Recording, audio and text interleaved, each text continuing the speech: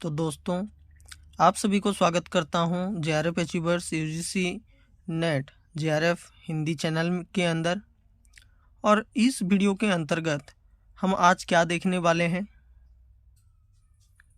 बसंत विलास के ऊपर चर्चा करेंगे। आदिकालीन लौकिक साहित्य में बसंत विलास अपना एक महत्वपूर्ण स्थान रखता है। ये बसंत विलास का अर्थ क्या है और ये किस तरह का रचना है, वो देखने की कोशिश करेंगे और समझने की कोशिश करेंगे। बसंत विलास आदिकालीन लौकिक साहित्य के अंदर एक महत्वपूर्ण स्थान रखने के साथ साथ डॉक्टर माता प्रसाद गुप्त ने विभिन्न प्रमाण देकर बसंत विलास का रचना काल 13वीं से 14वीं सदी के मध्य माना है।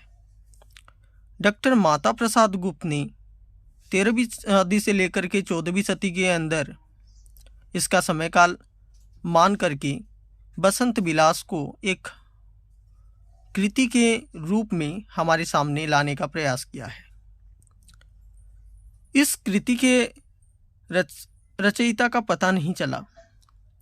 इस कृति के रचना काल या कौन रचना किया है उसका तो पता नहीं चला। यह एक अत्यधिक सरस साहित्यिक कृति है।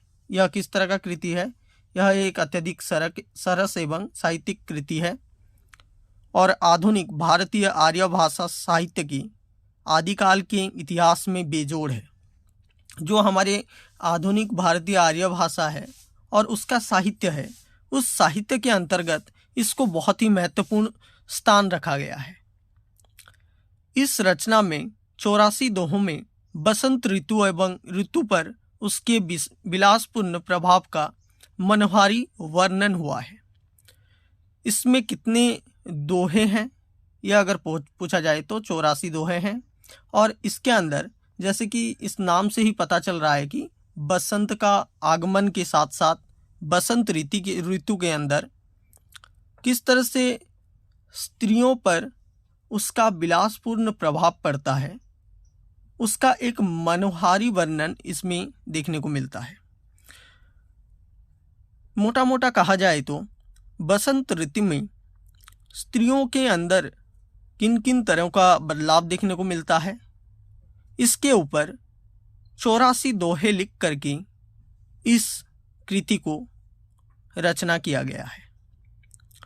इस काव्य में प्रकृति और नारी दोनों का मदोन्मत्त रूप श्रृंगार रस की तीव्र धारा प्रवाहित करता है।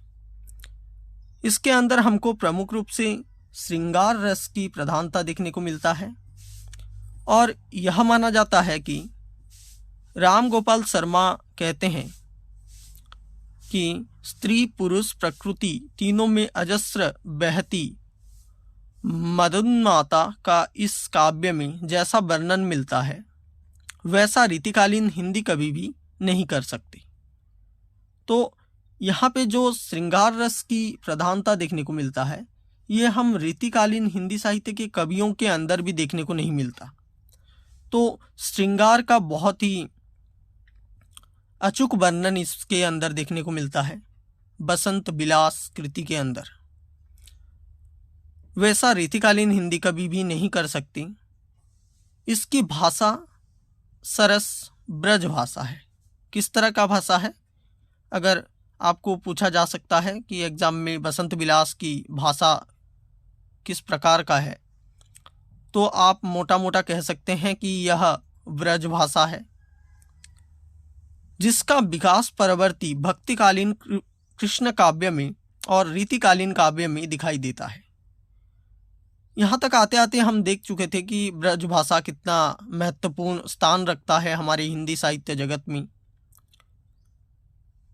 जिसका विकास परवर्ती जो कि भक्तिकालीन रचनाएं देखने को मिलते हैं, राम भक्ति शाखा और कृष्ण भक्ति शाखा, और रीति काव्य के अंदर देखने को मिलता है रीति सिद्ध, रीति मुक्त और रीतिबद्ध। इस तरह के जो काव्य हैं उसके अंदर भी ब्रज भाषा का प्रचुर प्रयोग देखने को मिलता है। तो हमने यहाँ पे देखा कि बसंत विलास को समझा, इसके कृति के कोई रचनाकार नहीं है ये भी जाना, और इसके दोहे, इसके ऊपर बहुत ही सरस ढंग से समझने की कोशिश की। तो आपको यह वीडियो अगर पसंद आया होगा तो लाइक, शेयर एंड सब्सक्राइब करना ना भूलें।